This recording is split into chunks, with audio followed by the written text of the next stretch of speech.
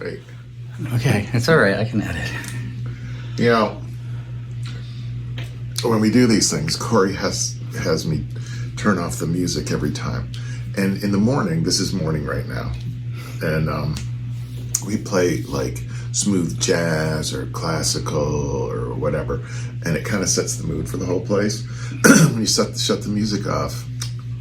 Yeah. But today, I want to talk about channels or vlogs and personality types.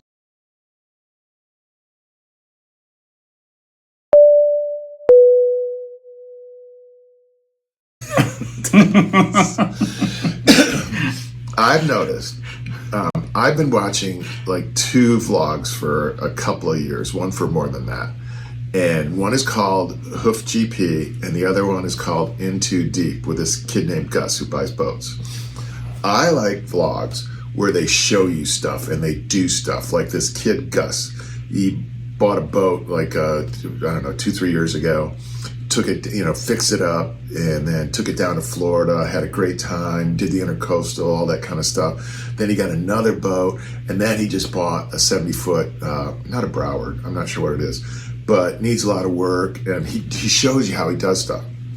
The Hoof GP fixes feet, and he walks you through. This is delaminated. This is a sole ulcer. This is a whatever. Explain what kind of feet. Just don't say feet. He doesn't do feet. He does cow's feet. Sorry. He does hooves. But anyway, he shows you stuff, and he, like, here's how he fixes a problem or whatever. Now, Cory, on the other hand, has blogs that I've noticed. He watches 2. Yes. That Joe woman. Joe Good. Yeah. The middle-aged minx. Who's the other one? Joel Wood. And I think it's just Joel Wood. He doesn't have another... He's an English vlogger. Minx. And he's a minx too. On those videos, this is what they do. That's it. And I look at Cory, we'll be sitting on the sofa, because we don't really watch a lot of TV. We watch our channels, our vlogs, and they just talk and talk and talk. Not belittling it, not whatever. It's just personality type. Interestingly, I was watching a vlog by a gentleman, and I'm sorry, I don't remember what his name is, but I was watching it just yesterday, and he was talking about the new way to vlog is actually just to sit and do this. Kurt's going, no, but guess what? He just finished watching. He just finished watching for like a half an hour a political vlog, and the guy just sits there and talks.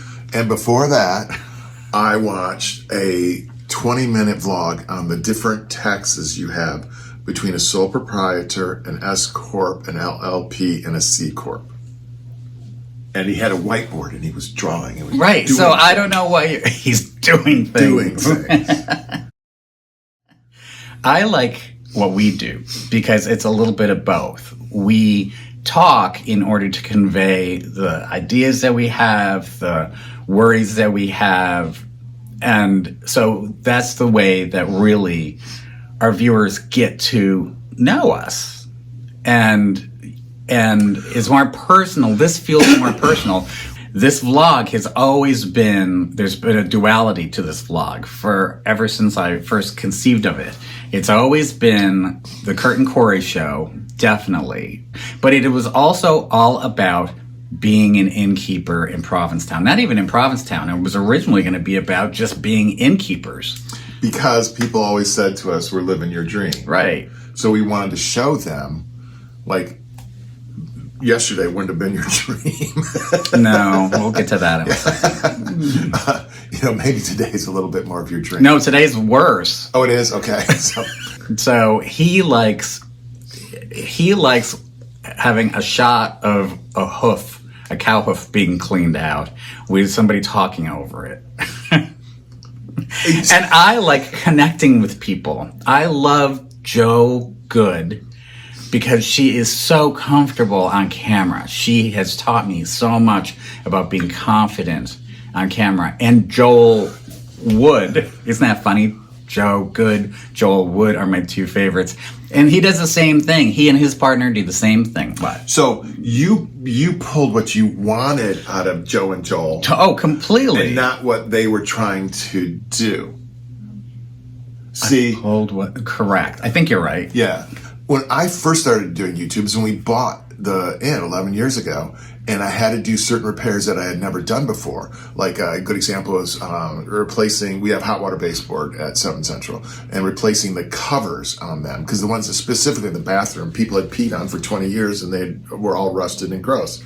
So I would, I went and I bought my new baseboard covers, and I just went step by step. I'd stop it and I'd do that step by step. It was great. It was informational. It could do great things. And I think vlogs or channels now are going towards the talking head thing where they're just... Yeah, I don't want that. And I don't want this to become that, although this one is that. Wow. But I love that we're a combination, that, the next vlog could be about a problem that we have. I mean, even during our Bear Week vlog, showing, or what's the 4th of July vlog, just showing the emergencies that happen. I like to show the realities, and I like to show how we solve problems. And for that, you got to take the camera off of the tripod and get out there and carry it with you. But that's really hard. It's hard to do. It's hard to always remember to have the camera on you and to keep it going and to have it going when at the right moment when something happens. Which is why I want to get an Insta 360. Too much money. We all got phones. He makes me carry a phone. We're going to use phones. I want an Insta 360 because you just turn it on and it shoots footage 360 degrees around you. So you don't even have to aim the damn thing. Later on in editing, you can go and pick out the parts. Have you lost the ability to turn? Is turning too hard now? my rotor. What's it called when it's broken? So, no, it's too much money. But let's talk about a problem that we're solving right now. No, keep talking about vlogging for a second. I have nothing more to say. You have nothing more to say about vlogging? All right. All right. Okay, go ahead then. Next topic. Okay, so of you out there and you guys that don't live in P-Town, you don't know about this thing that happens to the service workers here. And service work is our primary industry. We're a tourist town. There's something called, and it's always been for as long as we've been here. Yeah. And was way before us, it'll go way after us. It's called Augustitis. And Augustitis is... It's a real thing. It's a real thing. It's basically everybody who works in town starts getting burnt out in August. Yeah.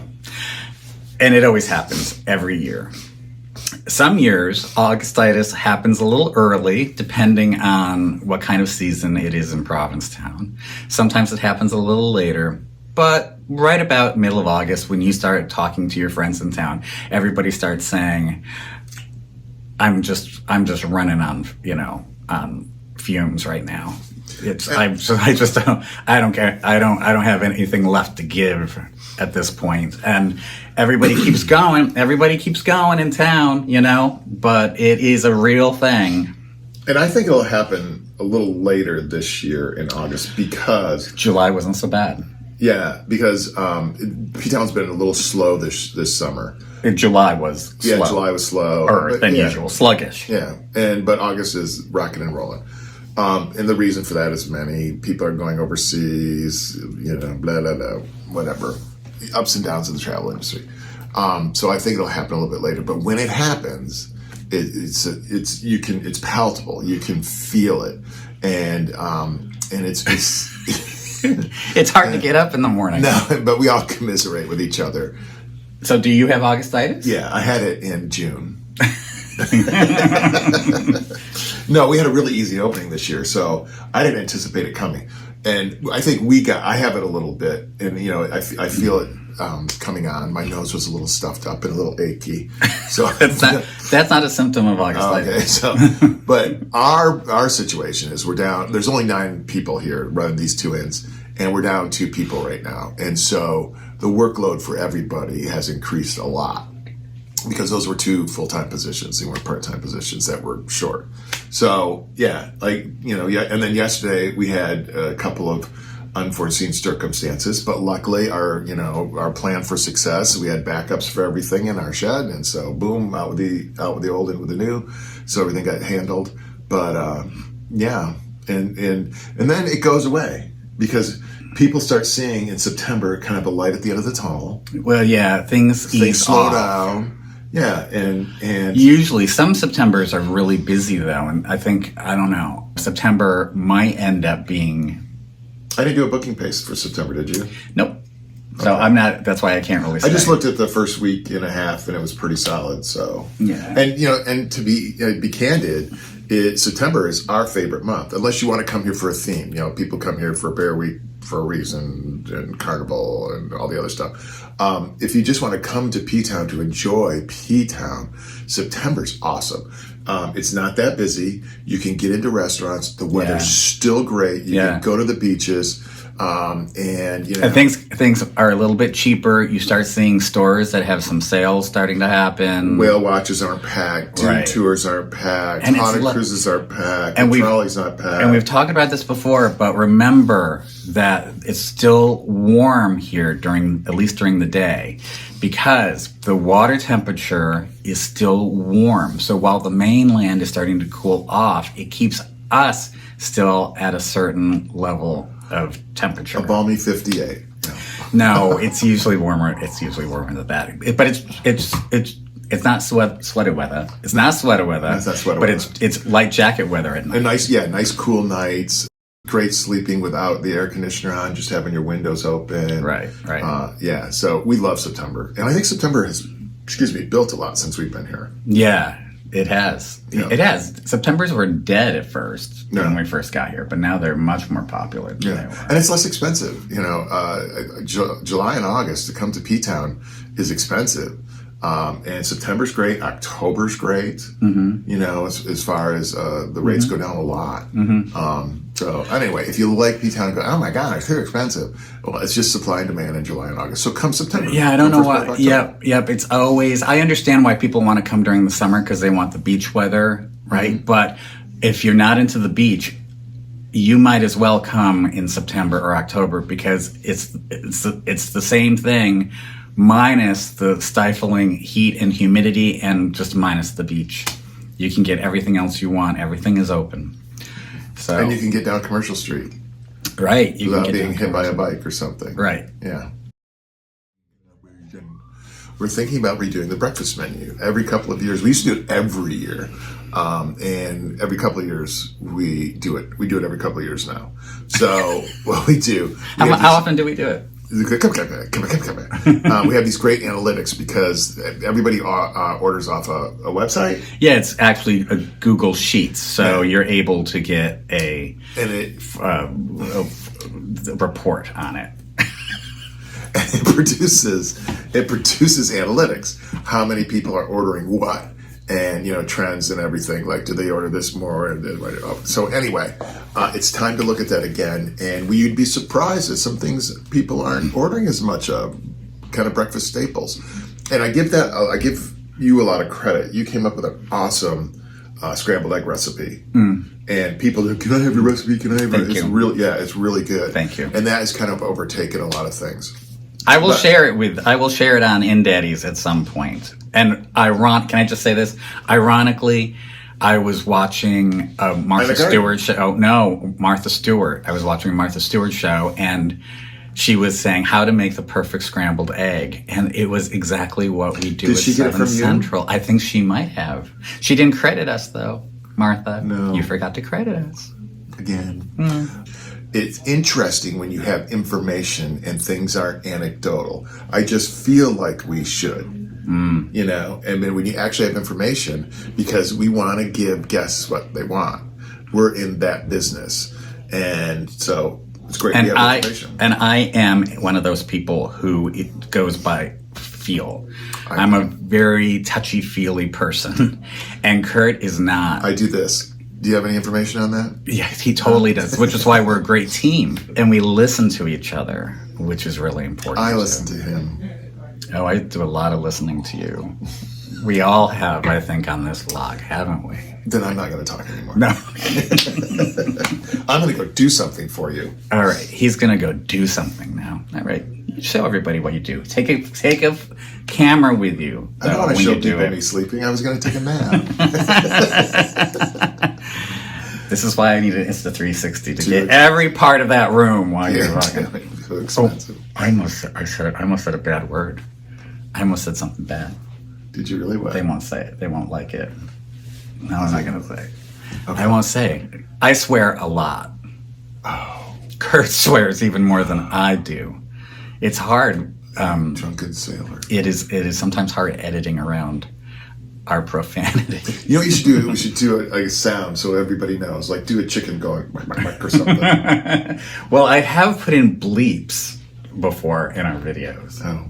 But then it would kind of be an inside joke. And sometimes I just do jump cuts to avoid avoid the swear words. Thank you very much for watching. Oh, I do want to tell everybody about our members section. There's 2 levels. On the second level, It's hardcore porn. On the second level, it's hardcore basically porn. just for fans. Yeah. Yeah. It's a just for fans. No. Who wants to see something? No. Hey, if you want to see it, put it in the comments. Is there anything else that we would like to say? Because this is turning into its own vlog, and I can edit it together. And I'm just sorry that we minutes. sat here and talked. I'm sorry that we didn't show you something interesting. Our bad. This is interesting. This vlog in Daddy's is going to be a little bit of everything. It should be all informational. It was. What we just did was informational. Haven't you tortured me for long enough?